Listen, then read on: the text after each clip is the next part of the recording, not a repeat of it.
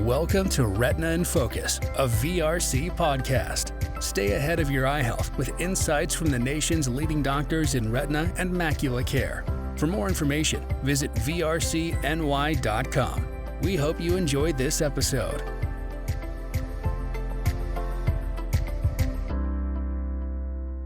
Hi, and welcome to an episode of Retina in Focus. Thank you for joining us. I'm here with my partner, David Fastenberg. I'm Brett Rosenblatt. We're partners at Vitreoretinal Consultants of NY, part of Retina Consultants of America.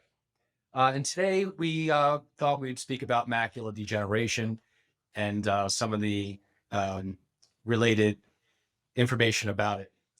So I thought to start off, we would discuss basically what is the macula and then what is macular degeneration. So the macula is part of the eye. Inside the eye, you have the retina, which is the lining that is like the film in the camera.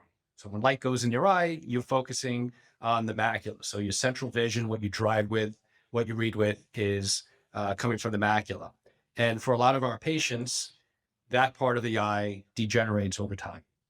And one of the more common conditions that we deal with here is called age-related macular degeneration. And many people have heard that there's different types, the wet and the dry. Dr. Fassberg, can you kind of give me an idea of what you tell people about that? Sure. Well, first of all, in addition to what Dr. Rosenblatt is saying, macular degeneration is the single leading cause of visual impairment in individuals over the age of 40. And as we all tend to age longer based on better medical care, this condition becomes that much more prevalent. But typically, macular degeneration presents in what we call the dry degeneration, or the atrophic form, which is, as I describe to patients, is just an aging change of the eye.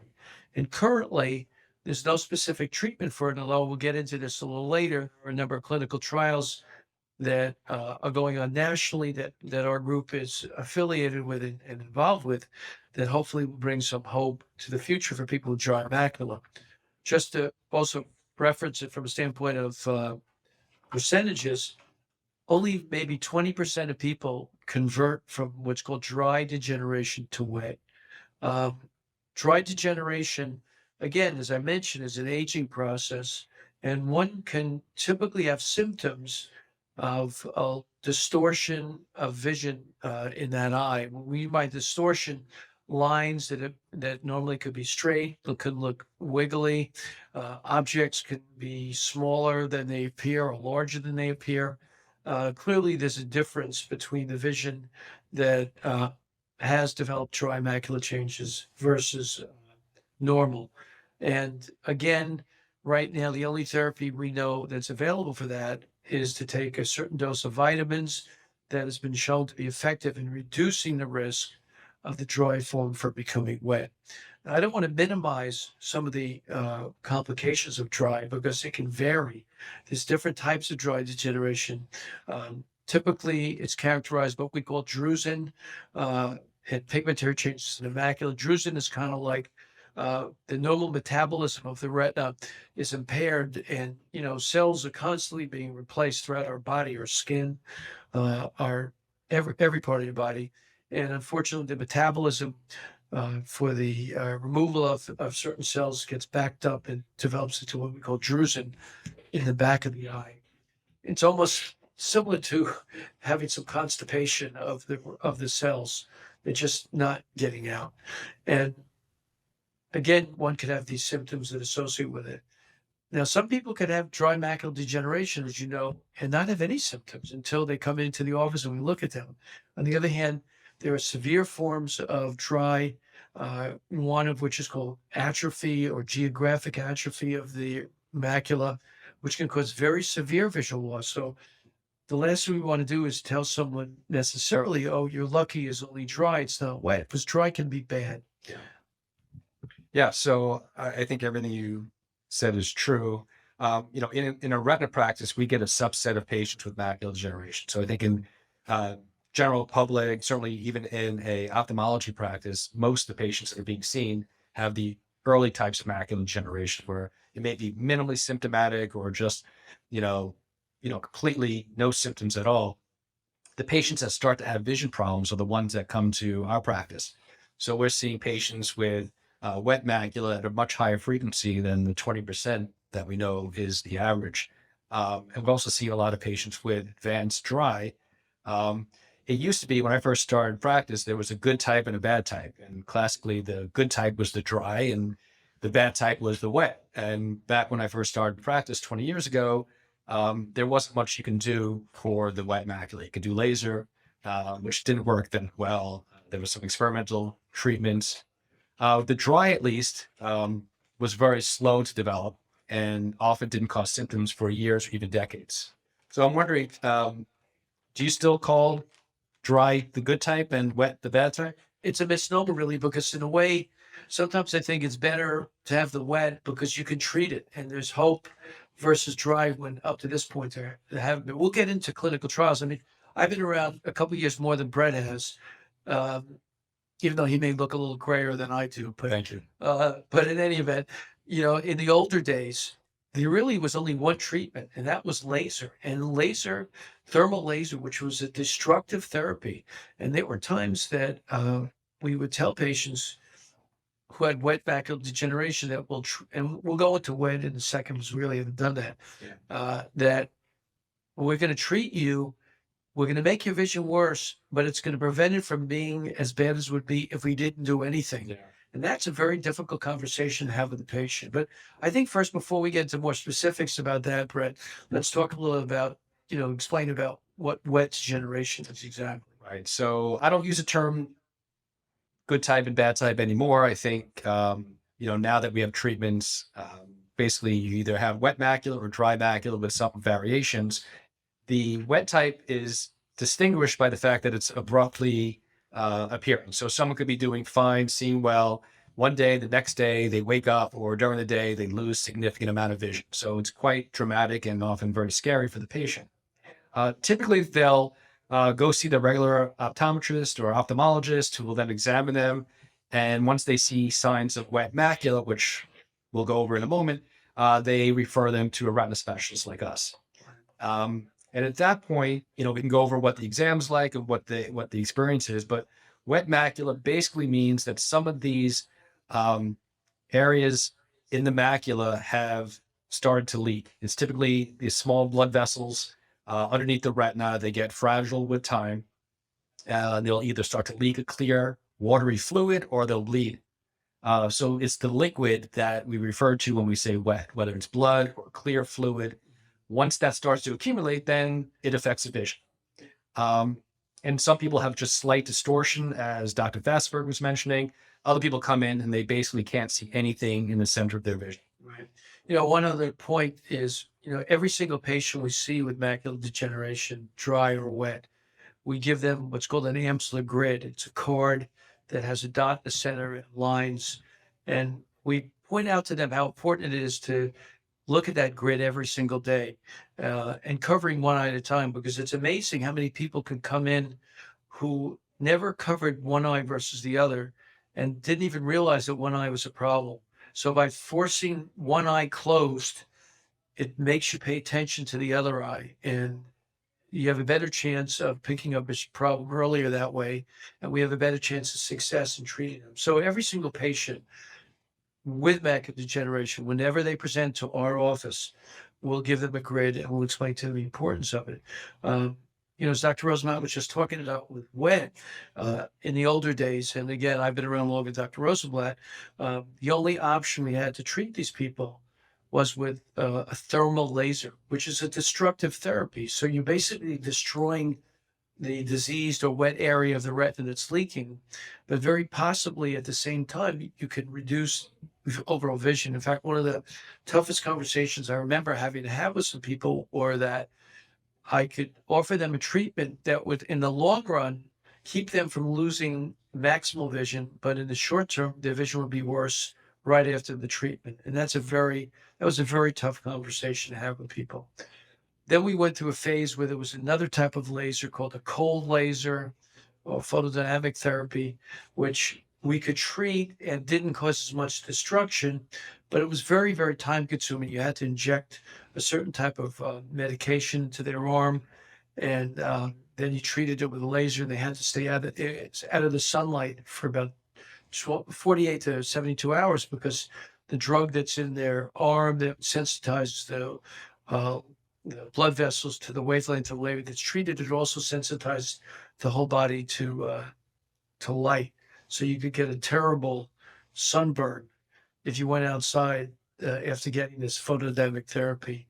And it brings us up to the point of what we're doing these days now, which is the use of drugs that we inject into the eye. Brett, Before we get to that, I was thinking maybe we just kind of briefly go over what the experience of coming to a retina specialist for the first time with this diagnosis. So a lot of patients, as you can imagine, are quite upset when they realize they can't see well. They see their ophthalmologist or optometrist, told they have wet macula and need to see a retina specialist. We do this day in, day out. It's second nature to us, but you got to imagine most patients are quite stressed and anxious about it. But just to kind of go over what I believe is the typical experience when you see a retina doctor, similar to when you see your regular eye doctor, you're going to get some preliminary testing, whether we check your vision, check your eye pressures, and then typically put some drops in your eyes to dilate your pupils, because it's very important to see what's going on in the back of the eye, and the dilation allows us to see it clearly. At some point in the visit, you'll get some pictures or tests. I'll have you mention what those are for in a moment. But when you meet with the retina specialist, they'll examine your eyes very thoroughly, spending most of their time looking at the back of the eye at the macula. And we're looking for blood, we're looking for fluid. We're trying to get a sense of how extensive it is, but also how long it's been there. As Dr. Fastenberg was mentioning, it's very important to catch this early, because if someone has had loss of vision for weeks and didn't realize it, by the time they come in, the treatment may not work as well as if it happened, within the last few days. So those are the things we're looking at. Can you just discuss a little bit of what kind of testing we typically do? Sure. Well, the first thing is, as Dr. Rosenblatt mentioned, is that pupils get dilated and we'll examine the patient, but then we'll send people for what's called an OCT, which is an computerized tomography, where we can actually look at layers of the retina one by one and determine whether there's any fluid in either the superficial or deeper retina, which is an incredibly beneficial test. But then what's also necessary is called a fluorescein angiogram, and that's where we inject a vegetable dye in the arm, in one of the arm veins, and it circulates, and we can pinpoint the areas of leakage. Now, sometimes you can have what's called classic leakage, where you can definitively see what the leak is coming from. If it's actually in an area that's way away from the center, we can actually still do thermal laser on it. But in many cases, it's not, and we'll get into the treatment of that. But then you could also have what's called occult leakage, where we don't know where it's coming from. We know it's there, and those have to be treated as well. But typically that has to be treated with an injection of medication. But those are the main tests that we use. Typically, we get an OCT on people almost every visit, because we want to monitor the progression of their treatment. We want to monitor the progression of the disease. We don't do fluorescein angiography on every visit. Typically, we'll do it as a baseline test, and we'll do it prior to any change in their status that we feel they need to. Brett, I think it's interesting, being here for a little more than 20 years, you've kind of seen the changeover to therapy from what I was mentioning earlier with laser. So maybe you can discuss a little bit about how injections were found to be helpful, and what's the whole process associated with the injections into the eye. Yeah, no, that's true. When I was doing my training, we really didn't have any injections except for some, very small clinical trials. And early in my career, we kind of made the switch over from what Dr. Fassberg was mentioning about doing this destructive laser, which was our only option, to much, much more effective treatment. I mean, I don't think I can overstate how impactful these treatment modalities have been for so many people. I mean, millions of people see today because of these that wouldn't otherwise. So early in my career, so we're talking about, probably about 18 years ago, there was some evidence that you can chemically block what causes the leakage in some eyes. So we have leaky blood vessels. There's something being produced in our eyes that's causing these blood vessels to leak. It's a growth factor called VEGF. And some researchers in Boston realized that you can create a antibody type substance to block the action of that growth factor. And there was already in development medication to deprive tumors, GI tumors, or tumors elsewhere in the body. If you deprive the tumors of blood flow and the blood circulation, you could shrink the tumors. And somebody, it was someone down in Miami, right? Yeah. Yeah. So someone in Miami was very enterprising, and they tried giving the same medication that was used to treat tumors for patients with macular degeneration where there was leakage, and turns out to work really well. Well, it's interesting because the guy who did that, his name is Phil Rosenfeld. He noticed patients who were getting this drug called Avastin for tumors that Dr. Rosenblatt just mentioned. And these people also had macular degeneration, and they reported that their vision was getting better. And what he postulated was that the same drug that they were using to treat these tumors was also, eventually working its way into the eye and helping that. So that's when he was the first guy who found out the benefit of injecting part of this drug into the eye, as you just mentioned. Right. So after they realized it worked intravenously, it would seem probably a better way to administer to put it directly in the eye. And we'll get into what that involves, because it sounds like it may be painful or very unpleasant. It's scary, absolutely. But it turns out if you inject something directly in the eye, then you get a very high concentration of the medicine where it's needed, and you also limit the concentration of the medicine elsewhere in your body. Therefore, you get fewer side effects. So it's actually a great way to get medicine into the eye for macular degeneration. And then over the next 15 years or so, we've been lucky enough to have improved iterations of that medication that was first used. Right now we have several. There's other ones in the pipeline that are going to be hopefully available soon, but it's still looking for ways of blocking the mechanism that causes the leakage. So right now, I'd say a majority of our patients with wet macular degeneration are getting injections in their eye. Can you tell us a little bit about what that's like? How often are getting them? It sounds scary. What's the actual experience like? It's exactly as Brent was saying. When you first tell a patient you're going to get an injection and in the eye, they go, "You mean in the eye?" And I go, "Yeah, it's in the eye."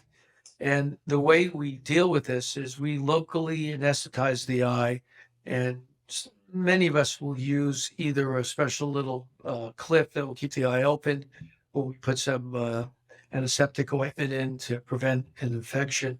And then with a very, very tiny needle injected into the eye itself. It's usually after the first injection easier as people are just a little more used to it. But typically we'll tell patients they need to be injected every month for 2 to 3 to 4 months until we start seeing a response.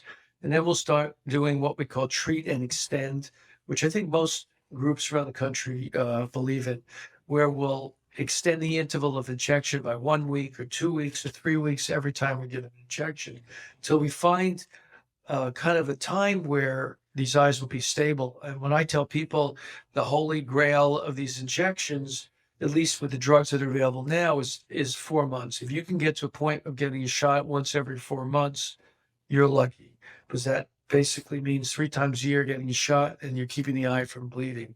On the other hand, there are some people that need shots every month. But I think by and large, people are so happy to not lose vision that I know that I've had some moments where I've told people maybe we can stop or extend it more, and they go, "No, I don't want to even take that chance. I prefer to be treated because I know it works for me."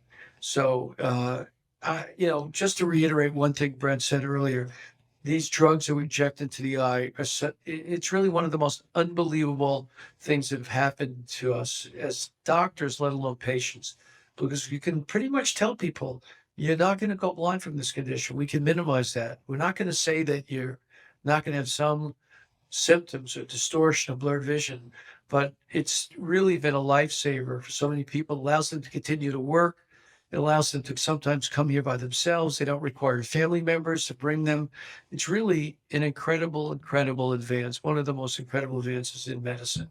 So, Dr. Fastenberg, you have a great perspective on this. Compared to 20 years ago, let's say, How do your patients do today with macular degeneration, the wet type, compared to 20 years ago?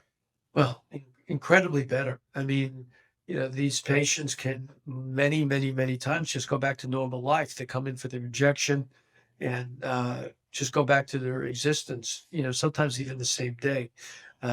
Versus the older days when we were doing a more destructive therapy, they had more significant permanent visual loss that could not be recovered. And the beauty of these injections are that even if we sometimes will treat someone and they'll break down, we can then reinstitute treatment at a different level or a different frequency and get them back to what they were before. But the one thing that I think it's very important for patients to always be aware of that I tell them is that even though the drug that we're injecting into your eye is accomplishing what we want, that we're stopping the leakage, we're stopping the bleeding, there are times that they'll come in and say, but doctor, my vision is still getting a little worse. And I go, that's because the dry degeneration is still moving on. They have to understand that the dry degeneration doesn't disappear when the wet appears. The dry is still there. I kind of describe it as the aging process. Your aging process is going on. But as of this moment, we don't have treatment for it, although we'll talk a little bit about this. We're actually involved in a number of clinical trials for some of the dry forms of degeneration. And I really believe that we'll see more and more of that as time goes on, because honestly speaking, the drug companies are more and more interested in that because there's many more patients with dry than wet. So my hope is that in the future, that there'll even be better options for people. Yeah, I think that's a really good point. A couple of things just to emphasize. First of all, in my experience, we can now tell patients who come in with wet macula that the odds are in their favor that they are not going to lose significant vision if they come in good vision still. Whereas when I first started my career, I would tell people, you're going to lose vision. It's just a matter of how much and how quickly. And to reiterate, even if we are effective in treating the wet macula, the dry is a chronic, kind of relentless process. In fact, macular degeneration is a relentless process. Patients will often say, how often do I have to come back here and get these injections? And I'll say often we can slow down the injections or space them out or even stop them sometimes, but you still have the disease. It's a chronic disease.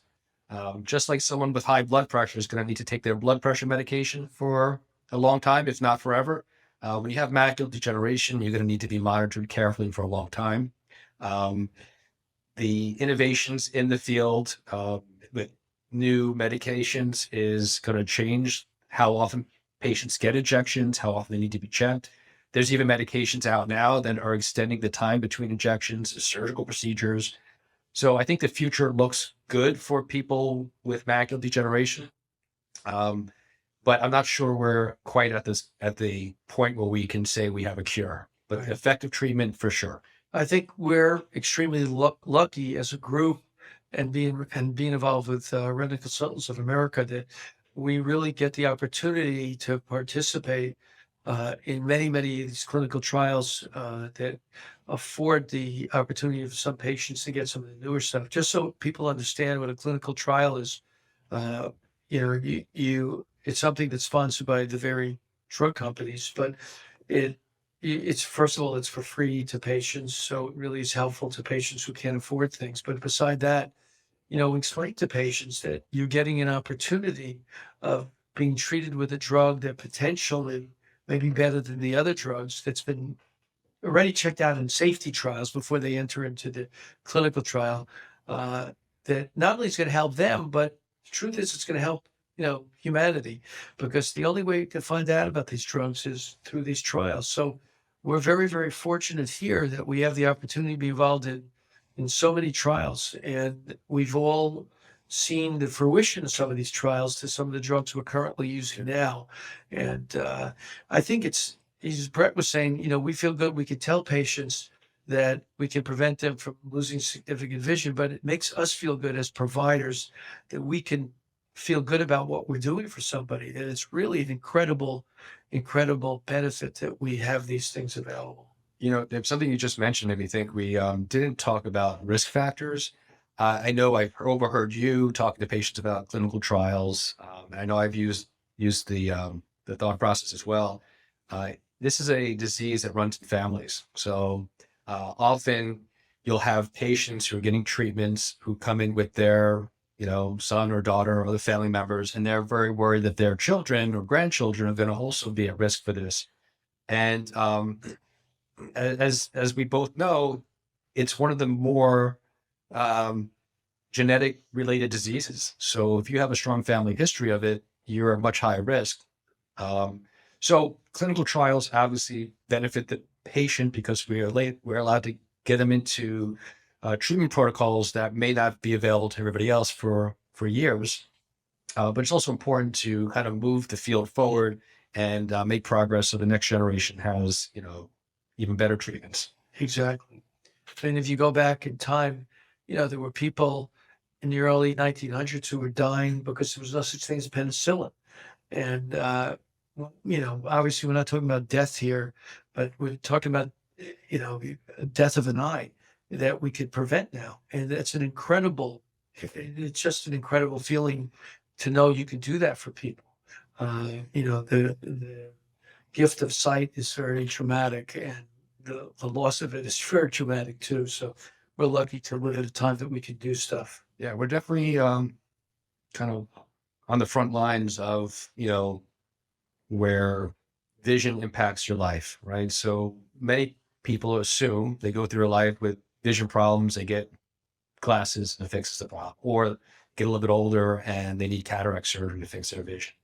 Often when someone's diagnosed with macular degeneration, it's the first time they kind of come face to face with the fact that they can lose their independence, lose the ability to do the things that they enjoy. So it's obviously a very kind of emotionally acute situation. And on top of that, talking about the risk of loss of vision, the need for these injections, definitely an emotional situation. But I do want to say, overall, patients that are under our care getting these treatments, they're relatively happy. It's not a bad experience coming to the office and getting a treatment. They kind of know what to expect. We have a very kind of well-oiled process to make sure that that the eye is comfortable, that your experience is, limited in terms of the time of it, and you know exactly what to expect. So I don't want people to think that getting the diagnosis of macular degeneration and needing these treatments is, a major life-changing event. It's obviously a major importance, but I think we try to make it somewhat easy to go through. Yeah, and I think as time goes on, there'll be better things. I mean, one of the things being talked about too now is the genetic changes that you can inject genes. They're working on it. There's research being done. In the clinical trial right now. Right. So we're in a lot of clinical trials, and there's national trials, and we're pretty selective of which ones we're participating in. But one of them, as you alluded to, is looking at how you can modify the genetics of the cells in your eye so your cells produce the medicine that we've been injecting. So that would be a game changer. That may limit the injection to one for a lifetime. Correct. We have other studies that are looking at treating dry macular degeneration. So we're hoping that over the next year or so, we'll have FDA-approved treatments for dry. Right. So it's an exciting time. We're really lucky as a group because, we're a large group, and we're involved with this national group called RCA, as we talked about. So typically we'll have the first shot at a lot of these trials. And most of our patients are referred by other ophthalmologists, optometrists, and word of mouth. Patients hear about it, whether it be in publication, whether it be from their internists or whatnot. So we're very fortunate that we could be on the forefront of new advances that are going on. David, thank you. It's been great talking to you about this. And, we hope to continue to bring, important and relevant content to our viewers in the future. And I want to thank everybody for their time. Appreciate it. Yeah, pleasure.